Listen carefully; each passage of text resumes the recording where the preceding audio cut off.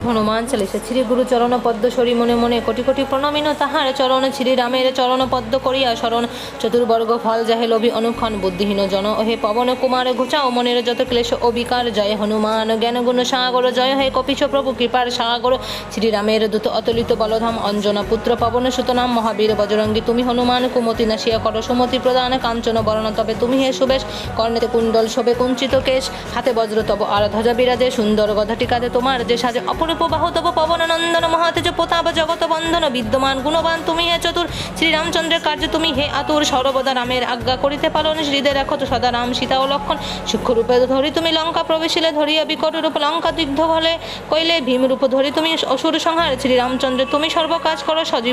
সঞ্জীবন আনি তুমি বাজারে লক্ষণ রঘুবীর হনতাহে আনন্দিত মন রঘুনাথ দিল তোমার আলিঙ্গন দান কহিলেন তুমি ভাই ভরত সমান সহস্র বদন তবে গাবে যশ খ্যাতি এই বলি আলিঙ্গন করেন শ্রীপতি সনগাদি ব্রহ্মাদি যতেক দেবগণ নারদ শারদ আদি দেব ঋষিগণ যম ও কুবের আদি দিক পালগণে কবি ও কবিদ যত আছে ত্রিভুবনে সুগ্রীবের উপকার তুমি যে করিলে রাম সহ মিলাইয়া রাজপথ দিলে তোমার মন্ত্রণা সব বিভীষণ মানিল লঙ্কেশ্বরে ভয়ে সব কম্পমান ছিল সহস্র যোজন ঊর্ধ্বে সূর্যদেবে দেখে সুমধুর ফল বলি ধাইলে গ্রাসিতে জয়রাম বলি তুমি অসীম সাগর পার হয়ে প্রবেশিলে লঙ্কার ভিতর দুর্গম যতেক কাজ আজ ত্রিভুবনে সুগম করিলে তুমি সব রামগণে চিরিদারি আজ তুমি শ্রীরামের দ্বারে তব অজ্ঞা বিনা বহে প্রবেশিত নারী শরণ লইল তুমি আমি যে তোমারই তুমি রক্ষক মোর আর কারে ডরি